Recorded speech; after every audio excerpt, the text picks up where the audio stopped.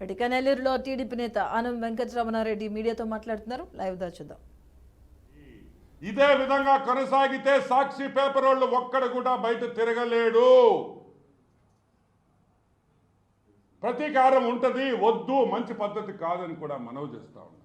నానిగా నువ్వు వాళ్ళు ఎరగొట్టే సంగతి నాకు తెలియదు కానీ రే నువ్వు వాడు గుర్తుపెట్టుకరా రే, రేపు మే తర్వాత యాడుంటా వాళ్ళు చూడు బుర్కా గిర్కా వేసుకొని గడ్డ ఉంది, ఇంటికి బుర్కా వేసుకున్నా కూడా వర్కౌట్ కాదు, ఇంటికి గడ్డ ఉందా అంటే గడ్డం తీసేస్తాడులే, దాంకొని పోవాలి నువ్వు భయపడి. కరెక్ట్ కాదు. మర్యాద ఇవ్వాలి, మర్యాద పుచ్చుకోవాలి, అది రాజకీయం. మేము మాట్లాడతాం, అసలు నువ్వెక్కడుంటావో కూడా ఆలోచించుకోడాలి నాని అని కూడా మనవి చేస్తున్నా. ఇంకెనిథింగ్ ఎల్స్?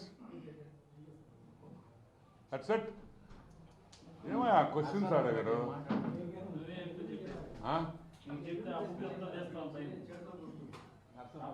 నర్సరావుపేట?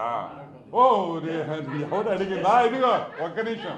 ఇప్పుడు మావాడు ఆడికి పోయాడంట, అనిల్ యాడికా మావాడు అనిల్ ఆడికి పోయాడంట నర్సరావుపేటకి. ఆడికి పోయి వాడు మీసాలు తొడలు గిట్టలు కొడుతున్నాడంట. వాళ్ళు అమ్మాపడం నెల్లూరు వాళ్ళు అయితే ఏదో మీసాలు కొట్టాడు, తొడలు కొట్టాడు, పట్టించుకోలే. వాడు పల్నాడు వాళ్ళు రే నాయన నీకు అడం పెడతా, వద్దురా నాయన ఆడపోయి మీసాలు తిప్పాకరా, మీసాలు గొరికిచ్చి పంపిస్తారు. ఎట్టా గొరికిచ్చి పంపించేదానికి నర్సరావుపేట ప్రజలు సిద్ధంగా ఉన్నారు. సిద్ధం. ఇక్కడ చాలా మంది నువ్వు తిరిగి వస్తావని అన్నెప్పుడు వస్తాడా అని కొంతమంది కూర్చొని ఉన్నారు. కాబట్టి ఏం ఇబ్బంది లేదు, గ్యారంటీగా నువ్వు తిరిగి రావడం. కానీ ఆ రోజు తిరిగి వచ్చిన తర్వాత ఖలీలే నెల్లూరు టౌన్కి ఇన్ఛార్జ్గా ఉండాలని కూడా నేను చెప్తున్నా. మారిస్తే ఒప్పుకోము, అవునా కదా?